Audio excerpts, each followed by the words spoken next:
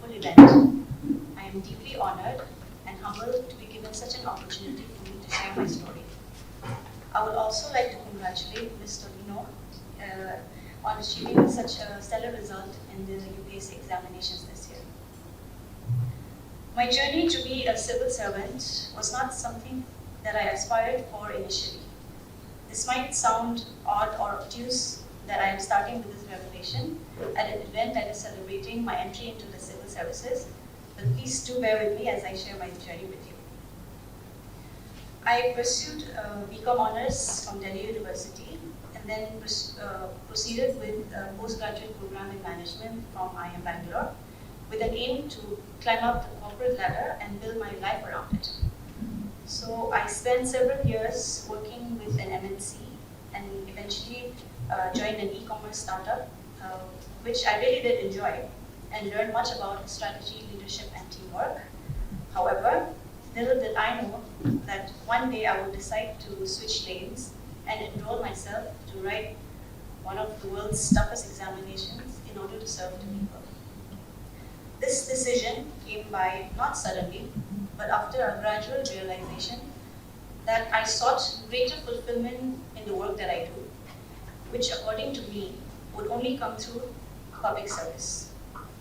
So here I am, after 6 years of uncertainty, frustration, little gains and little losses, and many life lessons along the way, where I'm able to reflect and shed some light on my journey, which can hopefully inspire and guide others who have decided on a similar path. I think most civil service aspirants can agree that this examination can be quite a grueling experience where you have to make a lot of sacrifices, not only in terms of careers but in terms of social life, and it can be quite a lonesome journey. It requires a lot of determination and mental grit to persevere and overcome a lot of obstacles and failures. In this regard, I would really like to thank God, my parents, my family, friends, and all my well-wishers for keeping me in their prayers and for being a constant pillar of support in my endeavors. Having this unyielding support system is what kept me going, and I hope that everyone embarking on this journey is blessed with the same.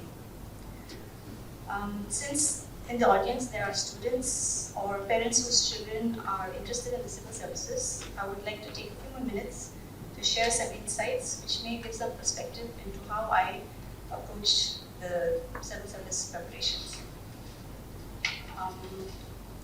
First would be that this exam shouldn't be the end all and be all of one's life, given that it is very competitive and the success rate is quite meager. Having a safety net or a backup plan can go a long way in easing the pressure one asserts on oneself to perform. Secondly, it is important to stay in touch with one's hobbies and interests, which can be quite refreshing between long stretches of study hours, and it may even enhance one's productivity. Thirdly, one must know one's strengths, weaknesses, and aptitude, and carve out a strategy that best suits them in tackling these exams. Another point which is very important is that one should have clarity with respect to their goals and the right intention in joining the civil services. This can be quite crucial in keeping oneself motivated and propelled towards their goals. And lastly, I would say one should have faith in God, in the power of prayer, and in themselves to be able to overcome obstacles and achieve their goals.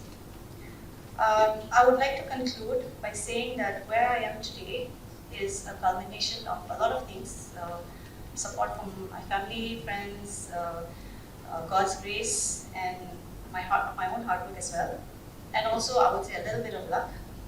And it is just a stepping stone in the beginning of another journey where I can hope to serve the people of Nagaland as well as the people of the country as a person of principle, integrity, and compassion. I'm very fortunate to be where I am today. The UPSC journey is not a very easy one. It can sometimes feel like a very long walk, through a dark tunnel with no definite exit in sight. I've been able to find my way out, and this has only been through the grace of God and the unconditional support of my family and my loved ones. This journey has been quite a learning experience for me. Most of the challenges that I faced during the course of my preparation were to do with understanding myself better and learning to manage and work better with myself, with my capabilities, my strengths, and my weaknesses. I believe that I've come out of this process a more disciplined, a more resilient, and a more emotionally balanced person than I was at the beginning of it. There have been many good days during this journey on which I have genuinely enjoyed what I was studying. I was always a studious and academically inclined child growing up, but there have also been phases when I felt somewhat ashamed to say that learning is something that I enjoy, because as young people, sometimes popular opinion can suggest that to be bookish is to be boring. It's been a journey of its own, largely influenced by experiences that I had in college, coming to value knowledge and learning as ends in themselves and not just as the means to something else. The UPSC journey offers an aspirant many opportunities to acquire knowledge. And in my experience, this knowledge both empowers and humbles a person. It is empowering because it makes you more capable, and it is humbling because the more you learn, the more you realize that what you don't know is so much more than what you could ever know. There have been bad days during the journey as well, but I've really had to scramble for motivation. On certain days when I struggled to see the bigger picture, the only things that kept me going were the idea of having a life with the concept of weekends again, and the few hours of leisure that I could have at the end of the day if I clocked in a minimum number of hours studying. Throughout my preparation, at every stage of this examination, prayer has been my constant. I prayed and asked God for everything from the tiniest to the biggest things. I would pray for wisdom, for enthusiasm, and for understanding, for mental alertness. This is particularly important for someone as sleepy as I can be sometimes. I'd pray and ask Him to grant success to my efforts, and I'd pray that if I was given the opportunity, I would work sincerely and diligently and strive to make His goodness seen in my work and in my life. If there's one thing that I wish for Naga youth, it is that we take the one precious life that we are given seriously and accord it the importance that it deserves. That we consciously strive to be more aware of ourselves, of our capabilities, our talents, and our weaknesses, and set goals and life plans that are best suited to these. That we work hard and try our very best to be successful and good people so that we may contribute whatever we can to leaving the world a slightly better place. In conclusion, I'd like to seek your prayers and blessing as I stand at the threshold of my professional journey, that God may grant me wisdom and protection, and that I may work well with sincerity and integrity. I hope that in the years to come, we will continue to have many more young people come out successful in exams like the UPSC CSE. Thank you. I would like to congratulate Tolino and Imsurenla for their success and making us proud. Chairperson Toli, and all members of the CNTC, CNWA, and CNSA. When the president called me up, I did not hesitate. I just said, okay, I'll come. And you will wonder why, as if I'm so eager. Politicians going to all the functions is also a big problem. So, but anyway, my concern is the future, the youth, who are the leaders of tomorrow. So, of course, I see some parents here, fathers here, mothers here, and students here. Tomorrow is your day. So, a little experience, I thought I will also share with the youth and also share my thoughts. Today, I'm grateful that Mr. H.K. Kulu is with us. He's a childhood friend. I also had appeared UPSC, but I was not as sincere as him. while sincere to two successful candidates. I was a little bit naughty. So you have heard their testimonies. He is the first Sumi IS officer who were directly into the UPSC. We also got into the All India service, but we worked through the service. So I requested him if he can come, share his experience and advise the two young successful candidates, and also share how he made it. He retired as the additional chief secretary, and like he said, and I think all the people will know, the young people may not know, but the older people will know, he has served in various capacities, and he has served very well. And I'd like to thank him for sharing his experience and his words of encouragement to the youth. See, my young friends, all of us, the youth of Nagaland, we are very concerned. The government is very concerned. You have seen today's paper about 42 of our youths in Gujarat. They arrested because they've been working in call centers which are not very, genuine call centers.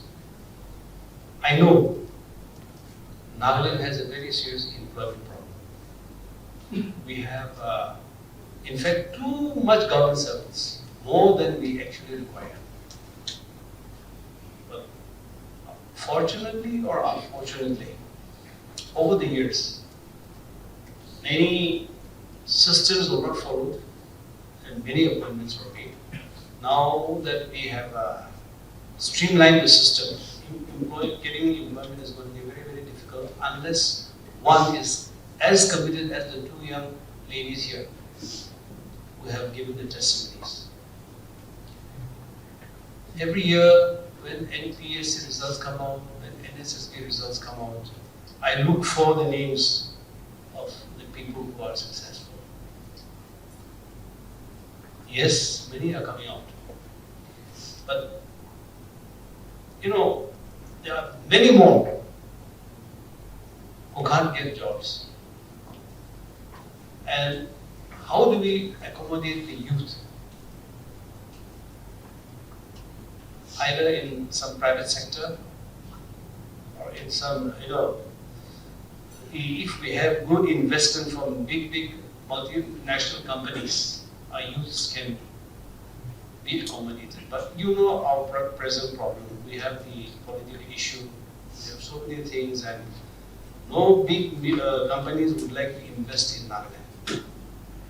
You will be aware, not during this time, but earlier, the government had proposed to have an economic zone where big multinationals can come and establish their companies, where our boys and girls can be engaged. But unfortunately, our people could not visualize the future, or I don't know for what reason they objected, and that economic zone was just dropped.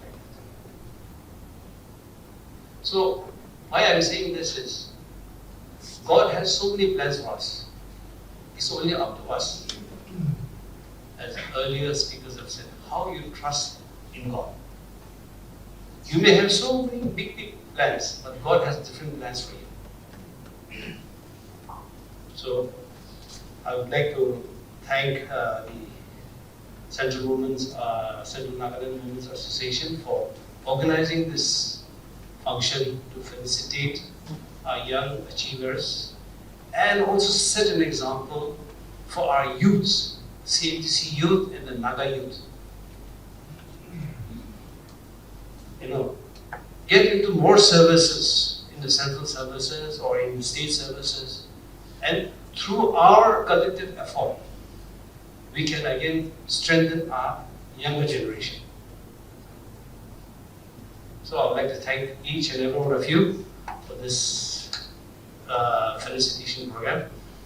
I would like to request both the achievers, I just would like to give a little token of my appreciation to both of them. So Tolino and Imsurenla, if you can come forward.